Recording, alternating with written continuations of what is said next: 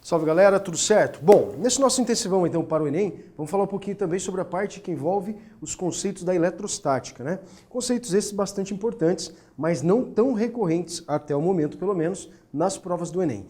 O assunto que acaba mais caindo, envolvendo o conceito de eletricidade, basicamente, está fazendo referência à parte de eletrodinâmica. Mas nós não podemos descartar, claro, que os conceitos da eletrostática possam vir a surgir nesta prova que vocês farão, tá bom? Então vou começar aqui basicamente citando algumas propriedades, nesta primeira aula pelo menos, sobre a parte de eletrostática. Eu vou começar citando exatamente as condições que nós temos envolvendo força e campo elétrico. Não vamos ficar, por enquanto, pensando em potencial, pensando em energia potencial e, consequentemente, trabalho da força elétrica, beleza?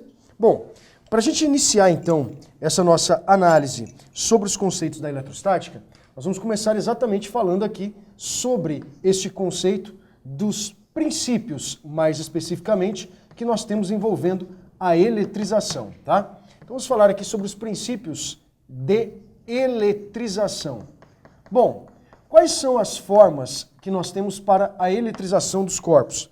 Basicamente, nós temos que ter aí uma preocupação em três maneiras dentro desses princípios, ou se preferir, processos que envolvem a eletrização. Mas basicamente você tem que lembrar de alguns detalhes antes disso. Primeiro, todo corpo que encontra-se num estado fundamental, num estado natural, ou seja, um corpo neutro, ele possui uma característica bastante importante. Corpos que encontram-se neutros não quer dizer que esse corpo não possua carga. Ele possui, mas há uma igualdade entre o número de cargas positivas, consequentemente, com o número de cargas do tipo negativas.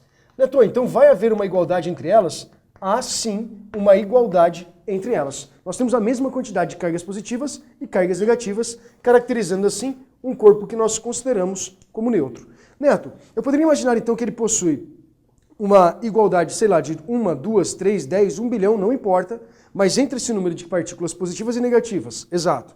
Então esse corpo possui carga? Possui, mas na somatória de todas elas, nós temos uma intensidade igual a zero. Lembrando que as cargas positivas, elas apresentam um valor numérico equivalente a 1,6 vezes 10 a menos 19 coulombs de carga elétrica. E as cargas elétricas negativas, como é o caso de um elétron, ele apresenta uma carga de mesmo módulo, porém negativo, óbvio, 1,6 vezes 10 a menos 19 cargas elétricas. Neto, é possível calcularmos essa quantidade de cargas em excesso que o corpo passa a apresentar? Claro que sim, através de uma equação bastante simples, conhecida como Kiné. Você pode até colocar aqui um mais ou menos, tá? Mas isso é só para dizer se o corpo está ganhando ou se esse corpo em questão ele está perdendo elétrons. Então a carga elétrica é o produto do número de portadores de cargas existentes multiplicado por E, que é chamado assim de carga elétrica fundamental, ou se preferir, e acho mais interessante, carga elétrica elementar. Então o valor dessa carga elétrica elementar, ele corresponde tanto à carga de um próton quanto à carga de um elétron. E este valor é uma constante? Este valor é uma constante. 1,6 vezes 10 a menos 19 coulombs, C maiúsculo, coulomb, como unidade de medida para a grandeza carga elétrica. Então para calcular a sua intensidade, nós podemos usar esta equaçãozinha do Kiné, onde este E, mais uma vez, é o valor da carga elétrica e o N, o número de portadores de cargas existentes. Bom, dentro desses princípios de eletrização, ou dos processos de eletrização existentes, nós temos três. O primeiro deles, a primeira forma de eletrização é conhecida como eletrização por atrito, ou, simplesmente, pode aparecer com o termo triboeletrização. Então também pode ser conhecida como a triboeletrização, tá? Bom, independentemente de ser conhecido como eletrização por atrito ou até mesmo uma triboeletrização para esse conjunto, nós temos que pensar aqui em algumas propriedades que esse corpo passa a apresentar, em algumas propriedades que esse corpo possui. Primeiramente, quando nós falamos sobre essa eletrização por atrito, normalmente, cuidado, normalmente não quer dizer que é uma regra, nós estaremos falando de materiais isolantes. Então, se há materiais isolantes envolvidos, o que nós verificamos dentro deste processo é que ao atritarmos dois corpos, nós temos algumas condições para serem obedecidas, antes e após esse processo acontecer. Então, antes da eletrização por atrito entre esses corpos, eles devem estar obrigatoriamente neutros. Então, os corpos envolvidos neste processo devem apresentar-se inicialmente neutros. Então, eles devem estar obrigatoriamente no começo neutros. A partir do momento que esses corpos envolvidos neste processo, eles estarão neutros, né? Nós temos, portanto, esta condição básica para que esse processo aconteça, quer dizer, então, que ele tem que apresentar a mesma quantidade de cargas positivas e negativas. A partir do momento que você atrita dois corpos, cargas elétricas fluem de um corpo para outro, obedecendo assim o que nós conhecemos como uma série triboelétrica. Dentro da série triboelétrica você vai ter lá vidro, né, seda, plástico, madeira, cabelo, enfim, N substâncias dentro da série. Dizendo dentro da série quem tem a capacidade de receber elétrons e quem tende a doar elétrons. Neto, poderia ser feita essa análise até mesmo de acordo com a distribuição eletrônica? Sim, poderíamos pensar de acordo com a distribuição eletrônica, mas que dentro da física não será necessário.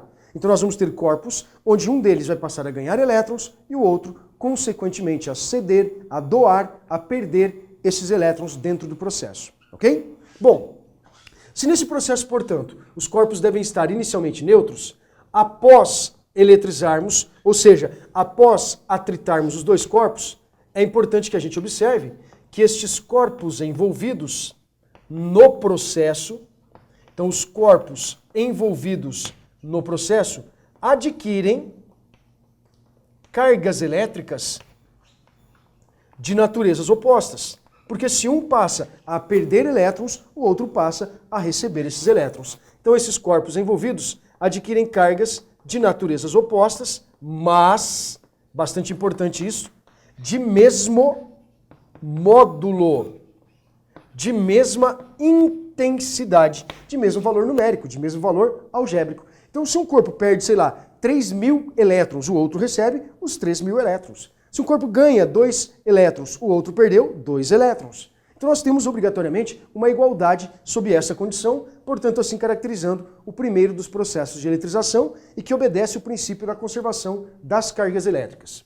O segundo princípio, ou o segundo processo de eletrização, é chamado assim de eletrização por contato. A partir do momento que nós temos a eletrização por contato acontecendo, nós temos que observar mais uma vez os dois momentos. Primeiramente, antes do processo acontecer. Antes desta eletrização estar acontecendo, nós temos que imaginar que pelo menos, é uma condição então, olhem, pelo menos um dos corpos envolvidos deve estar eletrizado. Pelo menos um deles deve estar carregado, tá? Então, um dos corpos envolvidos deve estar eletrizado. Neto, se um deles estiver eletrizado, eletrizado é o mesmo que carregado? Sim, dentro da química, ionizado. Antes, pelo menos um deve ter carga, pelo menos um. E após, os corpos envolvidos adquirem cargas, então os corpos envolvidos no processo adquirem cargas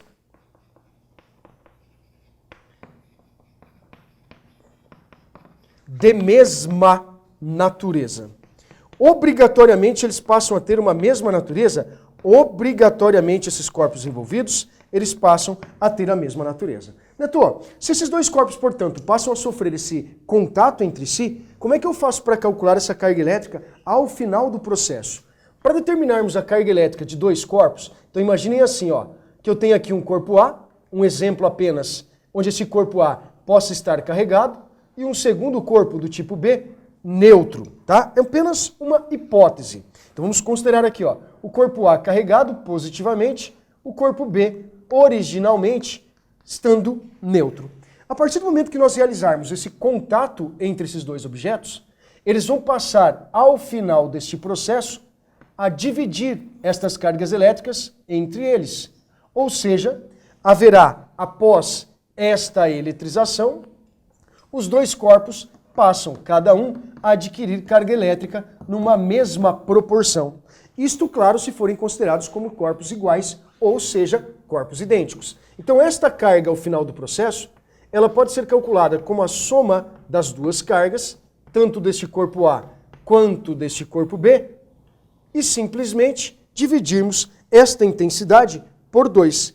Assim, nós determinamos a carga ao final do processo. Um exemplo. Vamos considerar aqui que o corpo A ele apresente uma carga elétrica correspondente a 8. Após o contato entre os dois, se este corpo A tinha uma carga originalmente 8 e o corpo B está inicialmente neutro, a partir do momento que há o contato, cada um vai passar a adquirir 4 cargas elétricas em excesso. Agora tome bastante cuidado que o que vai estar ocorrendo na verdade é um fluxo de elétrons do corpo B para o corpo A. Então quando nós passamos uma certa quantidade de elétrons de B para A, esses elétrons cancelam essas cargas positivas e ao cancelarem as cargas positivas, o corpo B ele fica também carregado positivamente. É assim que ocorre esse processo? É assim que ocorre esse processo. Então, ao final do processo, se os corpos forem idênticos, eles passam a ter a mesma carga elétrica. Neto, e se os corpos não forem iguais? Vamos supor aqui, uma hipótese de corpos diferentes. Se nós tivermos corpos diferentes, corpos distintos, após este contato, eles passam obrigatoriamente a apresentar um mesmo potencial elétrico. O potencial elétrico do corpo A passa a ser igual ao potencial elétrico do corpo B. Então, caso, por exemplo, o raio de um corpo A seja 3 vezes maior do que o raio do corpo B, o que nós podemos garantir? Que a carga do corpo A passaria a ser 3 vezes maior que a carga do corpo B. Ou seja, as cargas elétricas são proporcionais aos raios, mas isso nós falaremos depois em potencial elétrico, ok? Então esse é o primeiro dos processos, ou melhor, o segundo dos processos de eletrização. O terceiro processo, vamos falar agora sobre a indução eletrostática. Então o terceiro processo de eletrização, ele é conhecido como eletrização por indução ou simplesmente, se preferir, indução eletrostática. Nesse processo, tá, é um processo que você tem que tomar bastante cuidado na forma como ele ocorre. Neto, e por que tomar bastante cuidado? Esse terceiro processo de eletrização, você vai ter um corpo chamado assim de indutor, que vai estar carregado, e um segundo corpo considerado como induzido, que vai estar originalmente neutro. Não haverá contato, atrito, absolutamente nenhum tipo de toque entre esses objetos, mas haverá, claro, um aterramento. Então, como é só uma revisão, eu espero que depois, se você tiver mais tempo e possibilidade, que você leia com mais calma esse terceiro processo, mas eu quero que você note o que nós temos antes e o que nós temos também após este processo. Então, originalmente, o indutor, que normalmente vai ser de um material isolante, ele vai estar, ou ele deve estar, eletrizado, e o chamado induzido, o material considerado como induzido, ele vai estar originalmente neutro.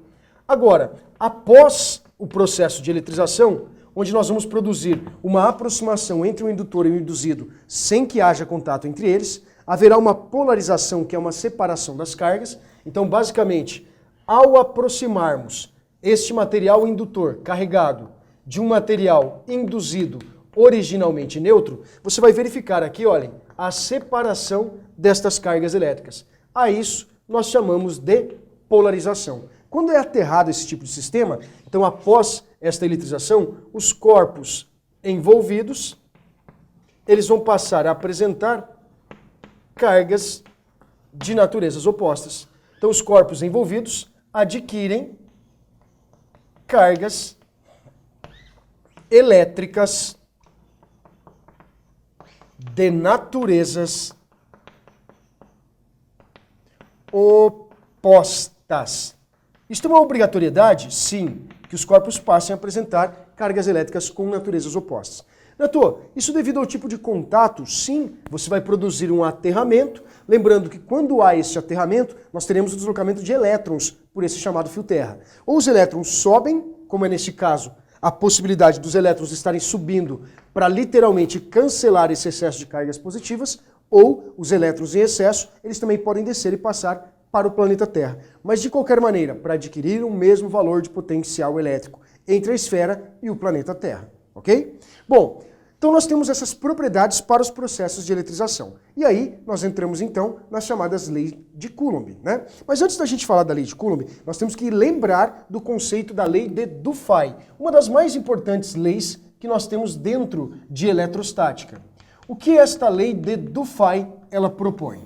O Dufay, juntamente com Benjamin Franklin, começaram a estudar as interações entre as cargas elétricas. Mas a lei de Dufay todo mundo conhece. Cargas elétricas de mesma natureza se repelem e cargas elétricas de naturezas opostas se atraem. É exatamente isto. Só que quando o Dufay propôs originalmente, ele falava de mesma natureza ou de naturezas opostas, porque o Dufay acreditava que havia dois tipos de cargas. As cargas elétricas de natureza vítrea e as cargas elétricas de natureza resinosa. Ele fazia uma comparação entre o vítrea com as cargas positivas e a resinosa com as cargas negativas. Aí vem o Benjamin Franklin, estudando o mesmo princípio, e fala, olha, vamos deixar mais simples. Vamos colocar isso como positivo para algumas, negativo para outras, ao invés de vítrea e resinosa. E assim nós trabalhamos até hoje. Então, quando você analisa as interações existentes entre essas cargas, pela lei de Dufay, nós temos o seguinte.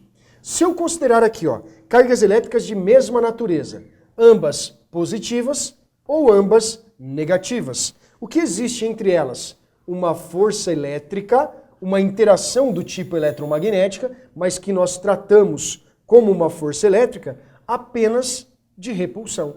Então, caso você tenha cargas com mesma natureza, surge entre elas uma interação do tipo repulsiva. Neto, e se as cargas tiverem naturezas opostas? Por exemplo, uma carga do tipo positiva e uma segunda carga aqui colocada do tipo negativa.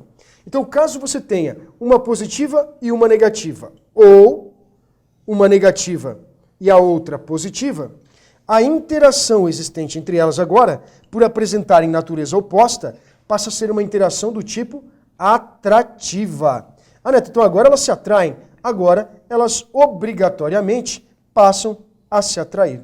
Então essa ideia de atração ou de repulsão vai depender da natureza destas cargas elétricas. Esta é a chamada lei de Dufay. Só que nós temos que analisar em como medir a intensidade desta força. E para calcularmos a intensidade desta força, nós vamos precisar de uma equação conhecida como lei de Coulomb da força elétrica, tá? Então aqui nós vamos ter a chamada lei de Coulomb, onde esta lei de Coulomb ela vai estar falando sobre a intensidade da força trocada entre duas cargas. E essa intensidade ela depende de uma constante, assim considerada como constante eletrostática do meio, do módulo das cargas elétricas, tanto da carga 1 quanto da carga 2, dividido ainda pela distância entre essas cargas ao quadrado. Ela segue o mesmo princípio que a lei da gravitação universal proposta por Newton, mas com uma diferença. Esta força elétrica ela pode ser tanto atrativa quanto repulsiva. A força elétrica de Newton é única e exclusivamente uma força de atração. Então, só para ilustrar isso para vocês, o Fzinho é esta força coulombiana, ou simplesmente força elétrica, ou até mesmo força eletrostática. Como toda e qualquer força, ela é medida em newtons. O termo K é uma constante, que é a mesma que nós veremos depois em campo elétrico, em potencial elétrico, em energia potencial elétrica, chamada assim de constante eletrostática do meio. Então, cada meio apresenta um valor diferente? Sim. O maior valor para essa constante, ele se dá na região de vácuo, numa região com ausência de matéria, onde o K para a região de vácuo é de aproximadamente 9 vezes 10 a nona, Newton vezes metro ao quadrado, por Coulomb também ao quadrado. Esta constante eletrostática, então só deixando mais uma vez, reforçando esta informação, este valor é para a região de vácuo, é onde nós temos o K com o maior valor possível. Neto, então se mudar de meio, a constante diminui? Sim. Consequentemente, a força também diminui? Perfeitamente. E Q1 e Q2, que aparecem nessas expressões, representam a carga elétrica, mais especificamente o módulo da carga elétrica. Então eles representam esta intensidade do módulo existente para a sua carga elétrica, ok?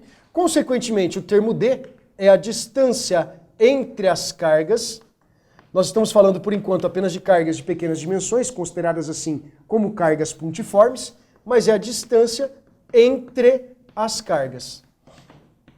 E esta distância entre as cargas elétricas, ela passa a ser medida em metros. Neto, o módulo da carga, como toda e qualquer carga, medida em coulomb.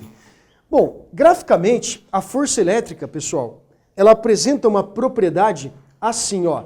A força em função da distância, ela apresenta essa curva característica para nós, que é considerada como uma hipérbole. Ou seja, para uma pequena distância, eu passo a ter uma grande força aplicada ou uma força trocada entre essas cargas. E já para uma distância bastante grande, como é o caso dessa distância D2, a nossa força ela diminui.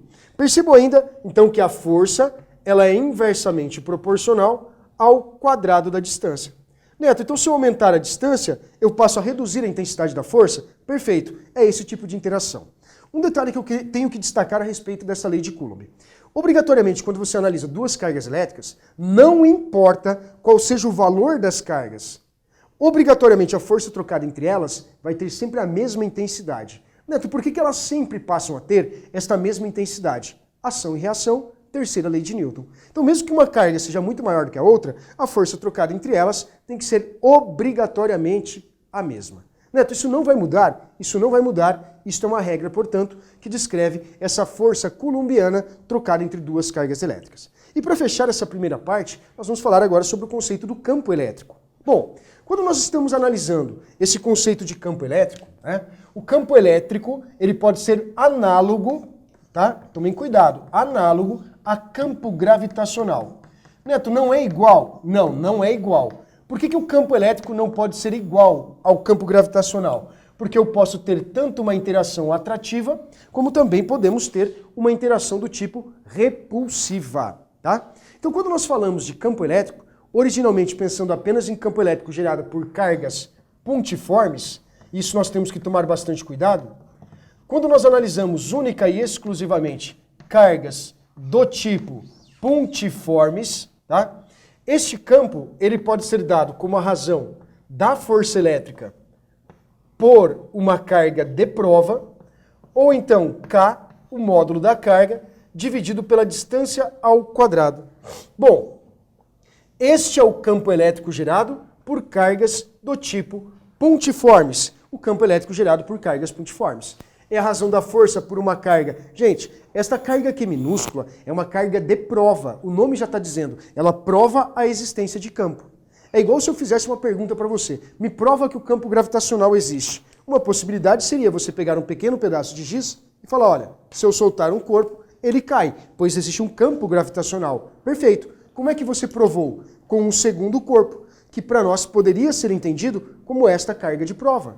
Poderia ser compreendido como esta carga aqui. Agora, esta carga aqui maiúsculo é chamada de carga geradora.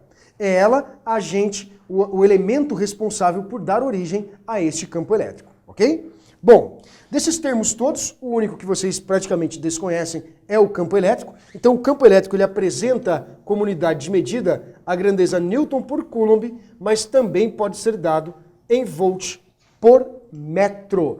Esta é a unidade de medida para essa grandeza? Perfeito. Segundo ponto, se o campo elétrico for gerado agora por corpos extensos, por placas carregadas, ele pode ser considerado como um campo elétrico uniforme. Para determinar a sua intensidade, você pode usar esta expressão. Ó.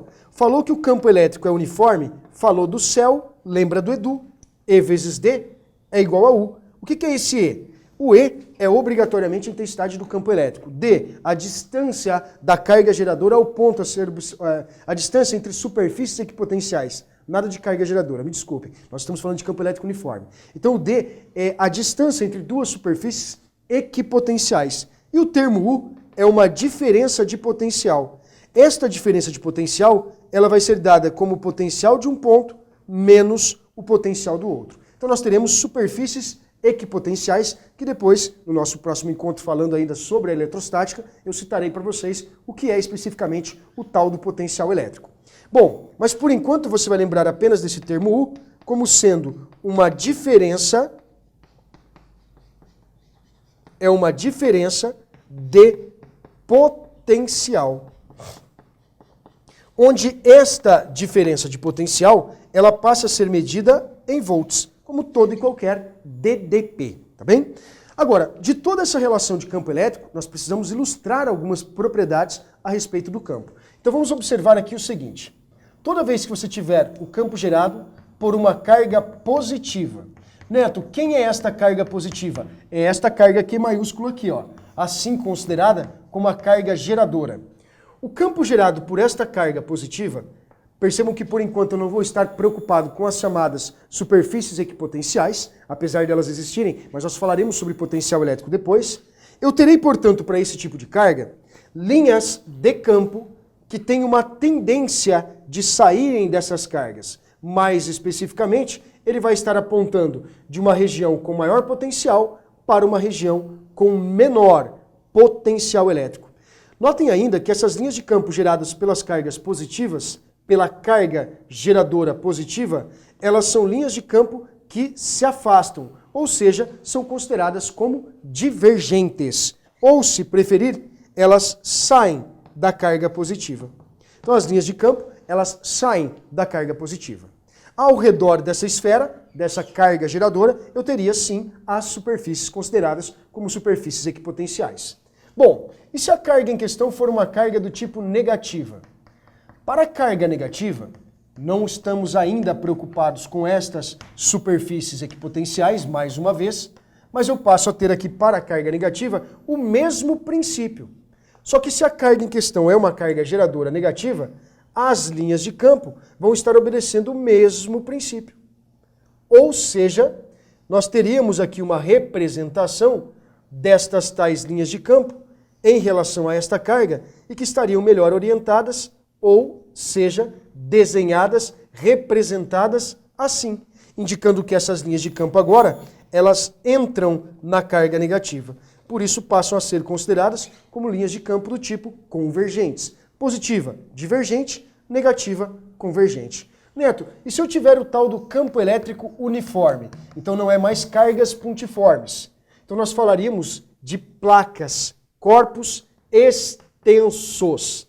Quando nós analisamos corpos extensos, como é esta representação aqui colocada para vocês, estas tais linhas de campo agora fazem o seguinte. Em relação a placas carregadas desta maneira, as linhas de campo saem da placa positiva e entram na carga ou na placa negativamente carregada. Aqui é importante observar que as linhas de campo são paralelas e, consequentemente, elas são igualmente espaçadas. Este é o campo elétrico gerado, independentemente do tipo de corpo envolvido. E só para encerrar, eu havia citado ali para vocês uma condição básica de termos uma distância entre duas superfícies equipotenciais. Por exemplo, eu vou falar ainda sobre potencial elétrico com vocês, mas é como se nós tivéssemos uma superfície de potencial VA, uma segunda superfície de potencial elétrico do tipo VB, e a distância é esta distância aqui, ó, entre as superfícies equipotenciais. Beleza?